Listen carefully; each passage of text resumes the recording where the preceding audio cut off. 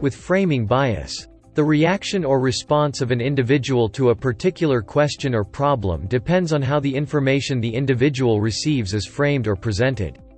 For example, information can be presented in a gain context or a loss context. Consider hedge fund XYZ. Its performance can be framed in two ways. XYZ hedge fund succeeds in generating alpha returns 70% of the time or fails to generate alpha returns 30% of the time. It is more probable for an investor to form positive outlook after hearing the first proposal as opposed to the second. In narrow framing, individuals focus on specific information rather than the whole picture.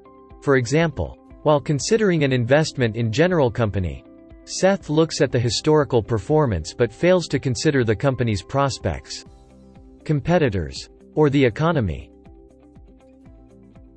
Due to this bias, true risk tolerance may be distorted. For example, investors may become more risk-seeking if the investment is framed in a net loss context and risk-averse if it is presented in a net gain context. They may also focus on short-term rather than long-term considerations.